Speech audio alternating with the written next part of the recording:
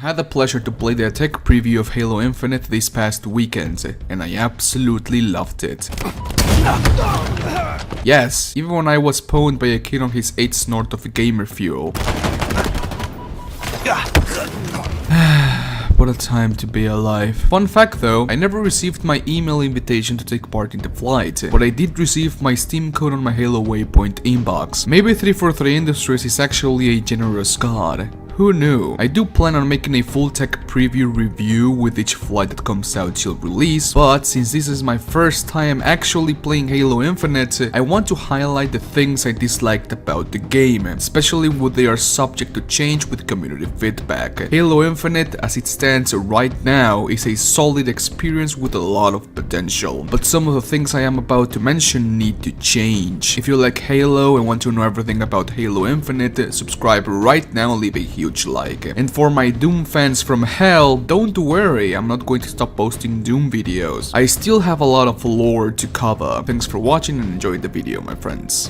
This is so beautiful. I don't have an issue with the menu at all. You might be thinking that it is an actual downgrade going from this, Halo Infinite's 2020 menu, to this, which it actually is. But because Halo Infinite is going with a free-to-play multiplayer and a paid campaign, I want to believe that this menu is the free-to-play version of this game. And come on, having to watch your customized Spartan while watching this adds to the experience. And there's no way I wouldn't love this section. Being inside the Avery J. Johnson Academy of Military Science is just joyful and honorable. What I did not enjoy was how much unintuitive the menu UI and different sections were. Going through the armory, weapons and AI customization was a weird experience. Don't get me wrong, the level of customization in Halo Infinite is on par with Halo Reach and even more, but equipping or changing armor pieces was a drag. For the most of my playtime, I thought that my armor was glitched because in every match I played, it only showed the default armor, only to go back and notice that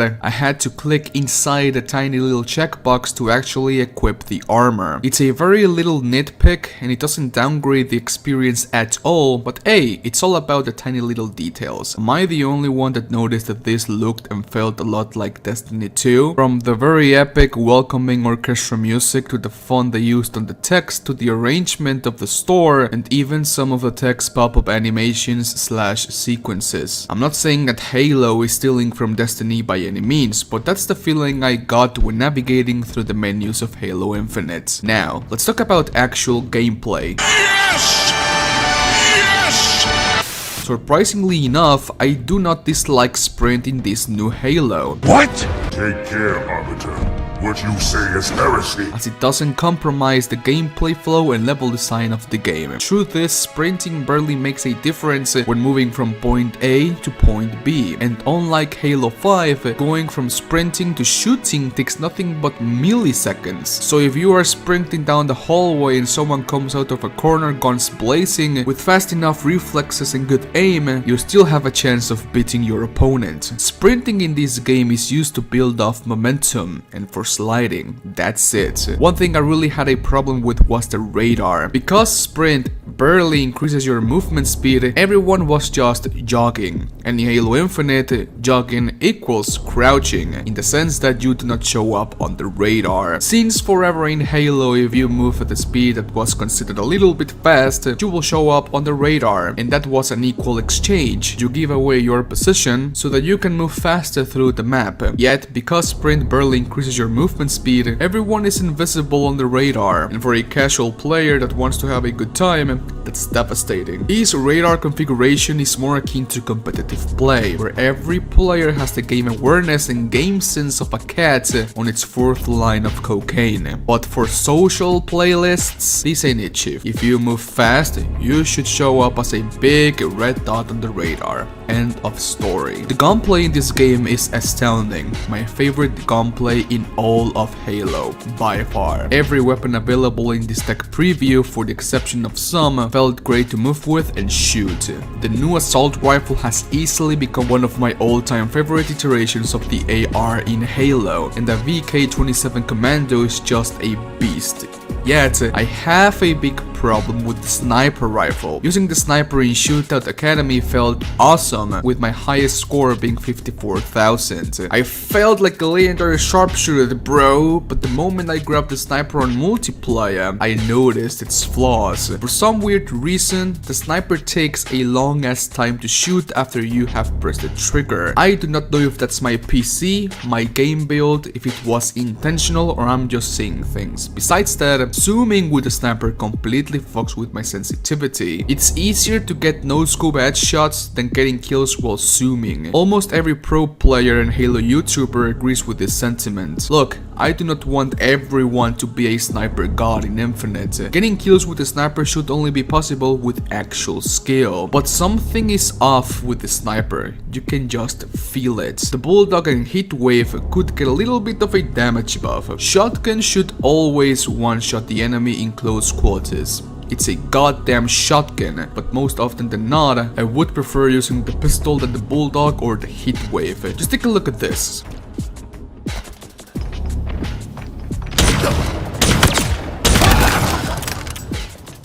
It took me 3 shots to kill an AFK player with the Heatwave that close. I'm not saying that the Heatwave is a bad weapon, of course not. It is a noticeable improvement from the scatter shot from Halo 5 and Halo 4. And you could even argue that it functions more like an explosive weapon than a shotgun, given how much damage it is able to deal in long range. But at the end of the day, this poor little Timmy should have died with 1 shot of the Heatwave, not 3. Last but not least, this is something that I didn't notice at all until someone pointed it out on Twitter. Plasma-based weapons have a headshot multiplier and deal more damage than kinetic weapons when shields are down. Do you get my point? Now, when I saw this, the flight was already done, so I have no way of outright proving if this is true or not. But just watch this clip.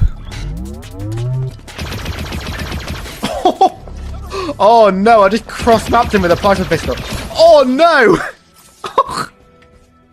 Cross-map double kill with a plasma pistol. I can say for sure that I got more kills with the plasma repeater than with the battle rifle. Plasma-based weapons in Halo have always served one main purpose: to take out the shields of your opponents and change to kinetic weapon for a one-shot headshot. That's what the noob combo is all about. But in Halo Infinite, plasma does the same or even more damage than kinetic weapons to shielded and unshielded enemies. I do not know if this is true, but if it is, oh boy. Why would I go for the BR or the VK-27 Commando if the plasma repeater or the plasma pistol do way more damage? Overall, I love the first tech preview of Halo Infinite and I cannot wait to test more of it on the incoming months. Thank you so much for watching this video and have an awesome day. Adios. ¿Qué quieres, güey? No, no quiero venderte mis escobas. No, no quiero venderte mis abarrotes. No, no quiero venderte nada ya. Vete de mi casa, por favor.